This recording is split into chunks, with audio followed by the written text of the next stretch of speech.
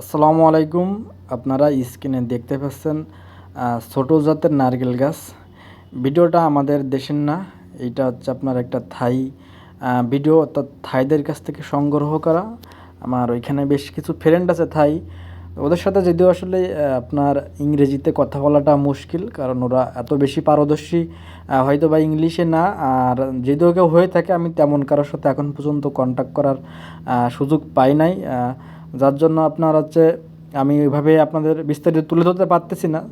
তো তারপরেও যার সঙ্গে আমার কথা হয়, বেশ কয়েকজনের সঙ্গেই কথা হয়, তো ওদের সঙ্গে কথা বলে যথেষ্ট কষ্ট করে মোটামুটি ওদের বুঝিয়ে জাস্ট একটা ভিডিও ওদের কাছ থেকে কালেক্ট করা। তারপরে এখানে দেখতে পাচ্ছেন ওই দিনে ও ভিডিওটা করছে, যেদিন ও সার দিছে এখানে আপনাদের ভিডিওতে ভালোভাবে। ও আসলে আমি বুঝাইতে পারি নাই ওর, যে ও যদি সার প্রয়োগ করে তো সেটা যেন আমার ভালোভাবে দেখায়।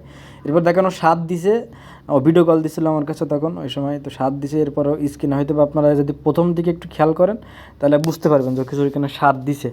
তারপরে ও আসলে কমার্শিয়ালভাবে এখানে ওই নারকেল চাষ করি নাই, ও জাস্ট অন্যভাবে আর কি, অন্য স্বাভাবিক অন্য বাগানিদের মতো করে এত পরিষ্কার পরিচ্ছন্ন বা এত বেশি টেক কেয়ারও করে না, যতটুকু ওর সঙ্গে আমার কথা হয়েছে। যাই হোক, আমি মূলত এটা আপনাদের দেখানোর কারণ হচ্ছে যে আসলে ছোটো গাছে যে নারকেল হয় এটা আপনারা অনেকেই বিশ্বাস করতে চান না, আমি নিজেও করতাম না।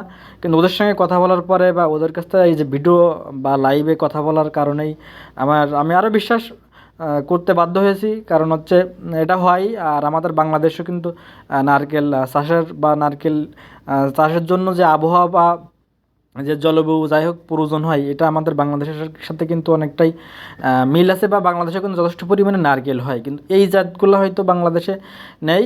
কিন্তু এগুলা অলরেডি আসা শুরু হয়েছে, ইনশাল্লাহ হয়তো বা আর একটু সময় লাগবে, কারণ জাত উন্নয়নের একটা ব্যাপার থাকে। আর যেহেতু আমাদের বাংলাদেশ, এখানে দেখতে পাচ্ছেন সার এটাও দিছে, তো বাংলাদেশ এখানে চোরের একটা চাপ সময় থাকে।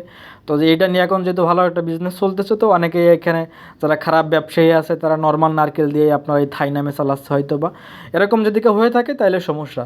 কিন্তু অলরেডি কিন্তু বাংলাদেশে অনেকেরই গেছে, অলরেডি ফল চলে আসছে, আর ইনশাল্লাহ 1-2 বছরের ভিতরে আরও ভালোভাবে পাবেন। আর আমিও চেষ্টা করতেছি ইনশাল্লাহ, আমার পাসপোর্ট ভিসাটা হয়ে গেলে আমি ইনশাল্লাহ ফরেন কান্ট্রির কৃষি নিয়ে আপনাদের সাথে কাজ করার মোটামুটি প্ল্যানিং আছে। যদিও হয়তো বা আমার এশিয়ার ভিতরে বেশ কয়েকটা দেশে আমার ঘোরার ইচ্ছা আছে, ইনশাল্লাহ এদের কৃষি আমি আপনাদের তুলে ধরবো ইনশাল্লাহ।